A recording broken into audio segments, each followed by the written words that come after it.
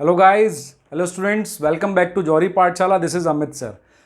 Capacitor series का second video, combination of capacitance. सबसे पहली बात, हमें कॉम्बिनेशन करने की ज़रूरत क्यों पड़ती है? हम रेजिस्टेंस का भी कॉम्बिनेशन करते थे, अब कैपेसिटर आ गया, कैपेसिटर का भी कॉम्बिनेशन कर रहे हैं। आखिर ये कॉम्बिनेशन करने की हमें ज़रूरत क्यों पड़ी?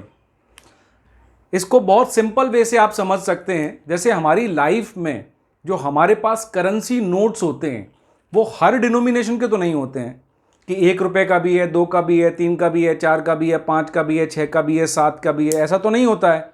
क्यों? क्योंकि हमें उसकी ज़रूरत ही नहीं है भाई।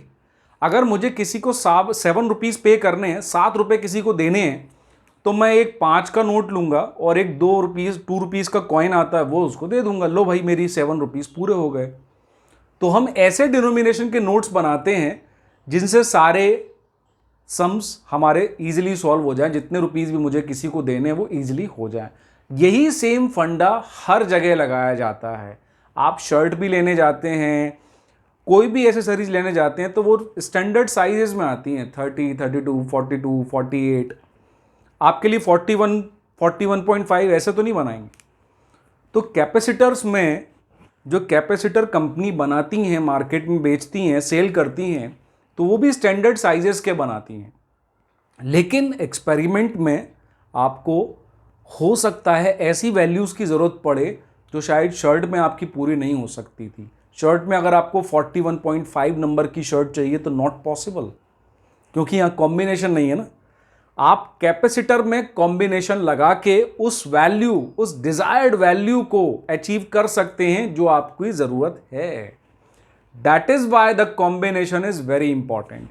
इस वीडियो में मैं जो जो चीज़ें बताऊंगा वो मैं आप सुन लीजिए। कॉम्बिनेशन में हम पूरा डिस्कस करेंगे, series combination with their small small details for the class 12 board and JEE Main के लिए। और फिर मैं इसके ऐसे कैपेसिटर्स को भी डिस्कस करूंगा जिनमें फुली डाइलेक्ट्रिक मीडियम ना डालते हुए किसी स्मॉल विड्थ पे डाल देते हैं, या फिर एक कैपेसिटर को 2 पार्ट में डिवाइड करके डाइलेक्ट्रिक्स डाला जाता है। वो सब चीज़ें हम डिस्कस करेंगे। वीडियो एंड तक देखें। और ये हमारे कैपेसिटर सीरीज का दूसरा वीडियो है, ठीक है जी। पहला वीडियो अगर आपने मिस किया हो तो मैं डिस्क्रिप्शन में उसकी लिंक डाल दूंगा, आप ज़रूर देखें। कैपेसिटर फुली रिवाइज हो जाएगा आपका बहुत अच्छे से। तो चलिए, कॉम्बिनेशन क्यों करते हैं ये तो हम समझ गए। To get the desired value, जो भी हमारे पास अवेलेबल चीज़ें होती हैं उससे हमें डिजायर्ड वैल्यू निकालनी है। That is why we do the combination. Combination होता कितने टाइप का है? कॉम्बिनेशन होता है 2 टाइप का। तो मैं यहाँ पर 2 अलग अलग एरो दिखा देता हूँ। एक तरफ हम डिस्कस करेंगे सीरीज कॉम्बिनेशन और एक तरफ हम डिस्कस करेंगे पैरेलल कॉम्बिनेशन। पहले डिस्कस करते हैं हम सीरीज कॉम्बिनेशन क्या होता है। अगर मेरे पास ये 2 कैपेसिटर हैं, अनचार्ज हैं, अभी मैंने इसको इस तरह कनेक्ट किया हुआ है कि इसकी सेकंड प्लेट इसकी फर्स्ट प्लेट से कनेक्टेड हो जाए, और फिर मैंने इन दोनों को, सिंस मुझे कैपेसिटर को चार्ज करना पड़ेगा तो मुझे एक बैटरी की ज़रूरत पड़ेगी। बैटरी लगाऊंगा तो सेफ्टी के लिए मुझे एक स्विच लगाना पड़ेगा, तब मेरा सर्किट कंप्लीट हो जाएगा। इसको अपन के की बोल देते हैं, इसका पोटेंशियल डिफरेंस V है। और ये जो कैपेसिटर्स मैंने लगाए हैं इनका कैपेसिटेंस ले लेते हैं C1 एंड C2। अब क्या होगा, जैसे ही मैं की को प्रेस करूंगा और इसको ऑन कर दूंगा, मतलब इसको क्लोज कर दूंगा। क्लोज मतलब आपने की को ऑन कर दिया है। जब आपने की को ऑन कर दिया तो यहां से करंट की फॉर्म में इलेक्ट्रिकल एनर्जी फ्लो होना चालू हो जाएगी, यानी चार्जेस फ्लो होना चालू हो जाएंगे। सिंस ये पॉजिटिव प्लेट है तो फर्स्ट प्लेट की आउटर पार्ट को ये पॉजिटिव बना देगा, है ना। उसके कारण क्या होगा, इसकी आउटर पार्ट नेगेटिव, ये पॉजिटिव, तो ये नेगेटिव बन जाएगा। जैसे ये नेगेटिव बनेगा ड्यू टू इंडक्शन, ये पॉजिटिव बन जाएगा। तो इसके अंदर की प्लेट नेगेटिव, फिर इधर पॉजिटिव, और ये वाला पार्ट इधर नेगेटिव आ जाएगा। तो आप देख सकते हैं पहले कैपेसिटर से चार्ज डायरेक्टली बैटरी से जो गया वही चार्ज सेकंड कैपेसिटर पे इंड्यूस होता हुआ आ रहा है। तो दैट मीन्स सीरीज कनेक्शन में दोनों कैपेसिटर को सेम चार्जेस मिलते हैं। दोनों कैपेसिटर को सेम चार्जेस मिलते हैं और वो टोटल चार्ज के इक्वल होते हैं, क्योंकि जो चार्ज बैटरी से निकला था वही इसको मिला, वही इंड्यूस्ड होके इसको मिला हुआ है। ठीक है, लेकिन दोनों पे पोटेंशियल डिफरेंट जो क्रिएट होता है दोनों कैपेसिटर पे, पोटेंशियल डिफरेंस वो डिफरेंस हो जाता है, वो डिफरेंट हो जाता है। क्यों? क्योंकि Q अपॉन C1 जो है is different from Q upon C2। That is why the potential difference series combination में डिफरेंट हो जाता है। इस पे V1, इस पे V2। लेकिन वी ऑल नो दैट कि V1 plus V2 is always equal to V, law of conservation of energy. Battery electrical energy का सप्लायर है, चार्जेस का नहीं।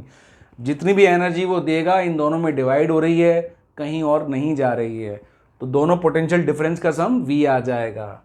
ठीक है, V1 की जगह हम लिखेंगे Q अपॉन C1, V2 की जगह लिखेंगे Q अपॉन C2 और V की जगह हम लिखेंगे Q। टोटल चार्ज जो था वो दोनों कैपेसिटर पे सेम आया है, तो Q upon, let us suppose in दोनों को हटा के अगर मैं एक कैपेसिटर लगाऊं तो उसकी कैपेसिटी होगी C, उसका कैपेसिटेंस होगा C। तो मैंने यहां पर Q अपॉन C लिख दिया है। इसका मतलब क्या होता है कि अगर मैं इस अरेंजमेंट में इन दोनों कैपेसिटर को हटा के एक ही कैपेसिटर लगाऊं तो उसका कैपेसिटेंस C होगा। यह मतलब होता है कॉम्बिनेशन का कि इन दोनों की जगह कोई एक इफेक्टिव कैपेसिटेंस लगाया जाए, वो होगा उसका कैपेसिटर का कैपेसिटेंस C। अब हमने देखा यहां पर Q कट गया, 1 अपॉन C इक्वल टू आ गया 1 upon C1 plus 1 upon C2। This is the formula to calculate the effective capacitance of the series combination.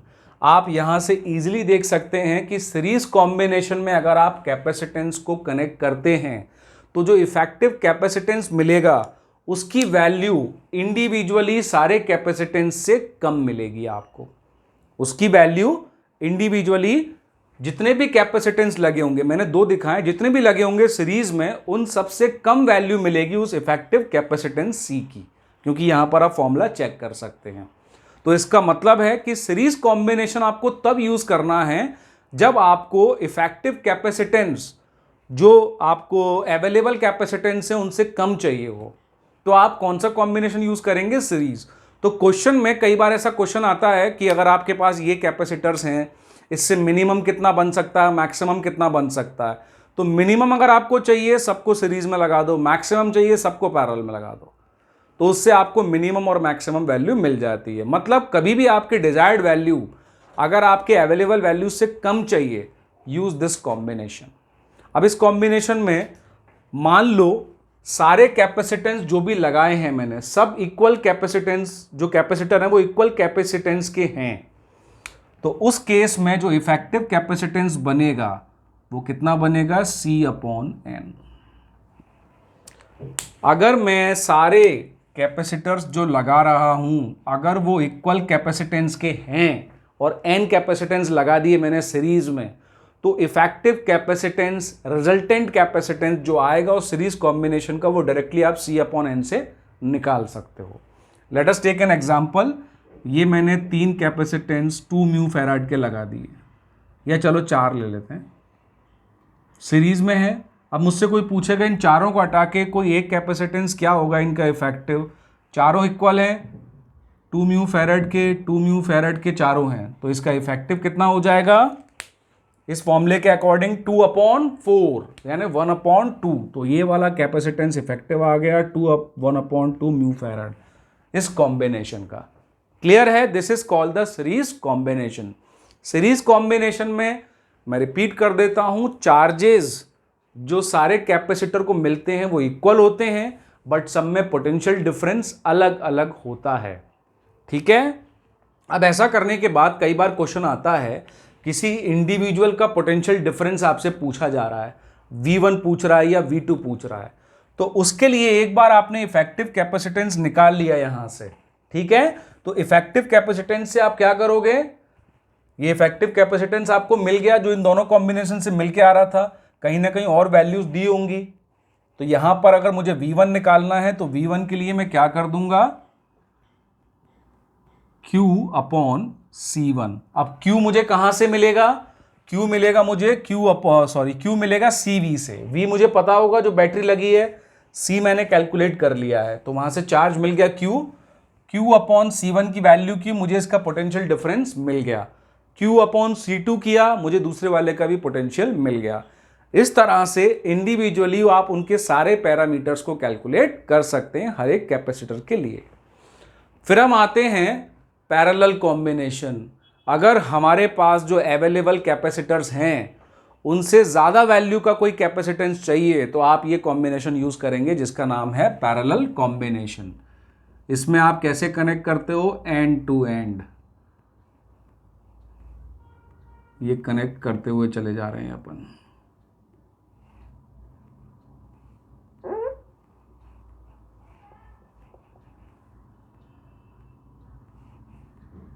ये मैंने लगा दी बैटरी, चार्ज करना पड़ेगा कैपेसिटर को, सेफ्टी के लिए मैंने की लगा दिया। जैसे ही मैं के की को क्लोज करूंगा तो यहां से चार्जेस फ्लो होना, यानी करंट फ्लो होना, मतलब चार्जेस फ्लो होना चालू हो जाएंगे। लेकिन यहां पे आ जाएगा जंक्शन, इस पॉइंट पे क्या आ जाएगा, जंक्शन। अच्छा, इनकी value C1 C2 upon suppose कर लेते हैं। जैसे ही ये जंक्शन आता है तो करंट डिवाइड हो जाता है, करंट मतलब चार्जेस डिवाइड हो जाते हैं। तो पैरेलल कॉम्बिनेशन में पोटेंशियल सबको सेम मिलेगा, जो भी टोटल पोटेंशियल होगा, लेकिन चार्जेस सबको डिफरेंट मिलेंगे क्योंकि चार्जेस जंक्शन की वजह से डिवाइड हो जाते हैं। या फिर आप यहां से भी देख सकते हो C1 इंटू वी और C2 into V, they are different, तो Q1 Q2 डिफरेंट हो जाते हैं। तो पैरेलल को पहचानने के लिए क्या है कि पैरेलल में सब पे सेम पोटेंशियल होगा बट डिफरेंट चार्जेस आएंगे। अब इसमें अगर हम देखें तो Q1 की वैल्यू मेरी कितनी आएगी, C1 इंटू वी, और Q2 की वैल्यू मेरी कितनी आएगी, C2 इंटू वी। तो टोटल चार्ज कैसे निकालूंगा, Q1 प्लस Q2 से। तो मैंने Q1 प्लस Q2 किया, इक्वल टू निकाला C1 plus C2 into we, है ना। तो C1 plus C2 into we आ गया है मेरा Q1 प्लस Q2 से। Q1 प्लस Q2 क्या है, टोटल चार्ज। टोटल चार्ज को Q मान लेते हैं जो यहां से निकला था, and that should be equal to C1 plus C2 into V जो था यहां पे मैं डिवाइड में ले जाता हूं। Total charge from the battery divided by the total potential difference is the total capacitance of the combination which is equal to C1 plus C2। तो सारे कैपेसिटर्स को आप ऐड कर दीजिए इफेक्टिव कैपेसिटेंस निकालने के लिए इन्हें पैरेलल कॉम्बिनेशन। अगर इक्वल वैल्यू के n कैपेसिटर्स पैरेलल में लगे हुए हैं तो इफेक्टिव कैपेसिटेंस के लिए ज्यादा मेहनत ना करें, डायरेक्टली n इंटू सी कर दें आप। C मतलब किसी एक कैपेसिटर का कैपेसिटेंस, और कितने कैपेसिटेंस हैं वो नंबर यानी n, उससे मल्टीप्लाई कर दीजिए। अगर वो सब पैरेलल में है तो आपको ये कॉम्बिनेशन का इफेक्टिव कैपेसिटेंस मिल जाएगा। ठीक है जी। अब आते हैं, ये तो हुआ सीरीज एंड पैरेलल का कॉम्बिनेशन का थ्योरी। अब आते हैं यहां पर न्यूमेरिकल वाइज जो ट्विस्ट आएंगे डाइलेक्ट्रिक स्लैब डालने से। और डाइलेक्ट्रिक स्लैब अगर पूरा फिल कर देता है कैपेसिटर को, तो वो केस मैंने अपने पहले वीडियो में डिस्कस किया हुआ है इसी प्लेलिस्ट के कैपेसिटर के।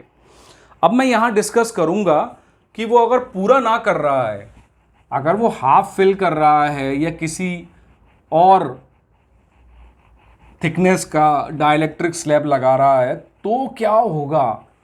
तो उसके केसेस लेते हैं। उनके दो केसेस बनते हैं। पहला केस बनता है ऐसे कि किसी कैपेसिटर को जिसका डिस्टेंस d था, मैंने एक डाइलेक्ट्रिक स्लैब जो डाला, वो डाइलेक्ट्रिक स्लैब पूरा डिस्टेंस पे मतलब पूरा फिल नहीं किया है, मैंने सिर्फ इतना हिस्सा फिल किया हुआ है। ये वो डाइलेक्ट्रिक है जिसकी जो थिकनेस है वो d डैश है। अब कैसे निकालूं सर जी कॉम्बिनेशन का कैपेसिटेंस। तो यहां पर मैंने देखा अगर ये प्लेट पॉजिटिव थी,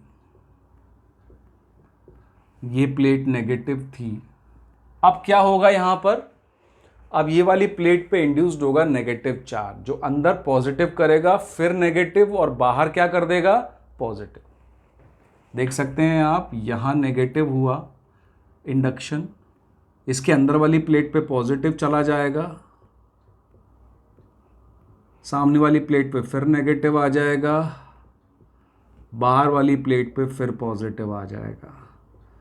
तो इस तरह से 3 कैपेसिटर्स दिखना चालू हो गए मुझे, एक ये वाला C1, एक ये वाला C2, इसका डाइलेक्ट्रिक कांस्टेंट K ले लेते हैं, एक ये वाला C3।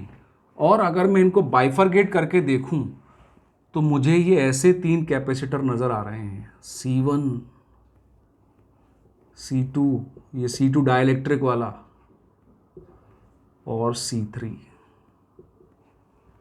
और ये तीनों सीरीज कॉम्बिनेशन में है। तो आप सीरीज कॉम्बिनेशन का फॉर्मूला यूज करेंगे, लेकिन उससे पहले इनका कैपेसिटेंस चेंज हो रहा है।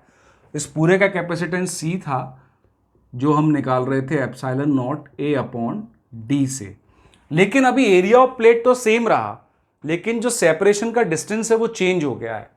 तो यहां पर C1 चेंज हो जाएगा, C1 कितना हो जाएगा, एप्सिलॉन नॉट, C1 में तो अभी भी एयर ही है, एरिया भी सेम है, लेकिन डिस्टेंस कितना हो गया सेपरेशन के बीच का, अगर आप देखेंगे तो अगर ये दोनों प्लेट का डिस्टेंस इक्वल रहता है, मान लीजिए x तो ये 2x हो जाएगा, d माइनस 2x, है ना।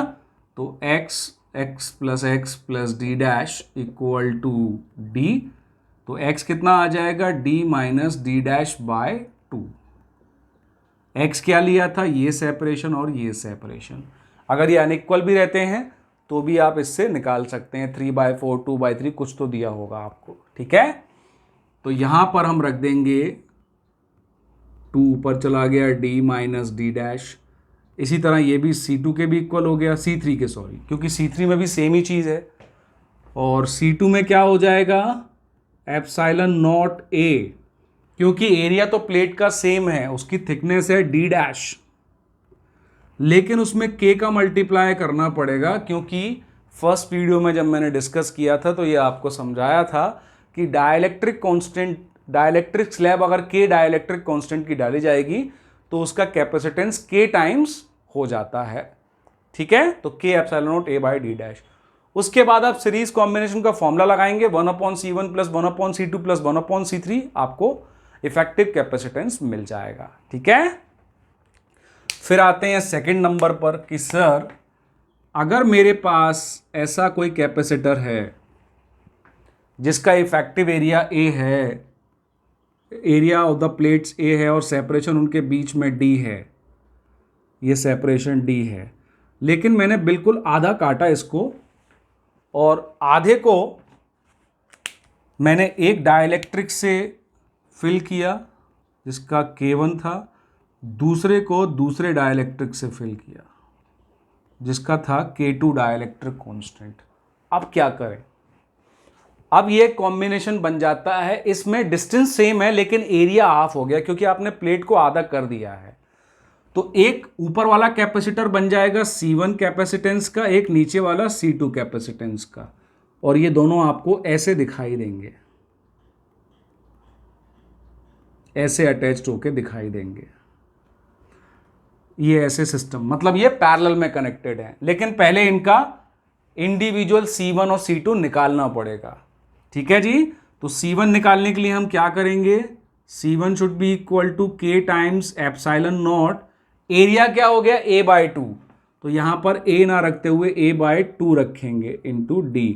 अगर वो और ज़्यादा ट्विस्ट डालें, वो क्या नहीं हाफ से नहीं 1/3 से, तो एरिया आप उसी रेशो में ले सकते हैं, उसमें कोई बहुत बड़ा ट्विस्ट नहीं होगा।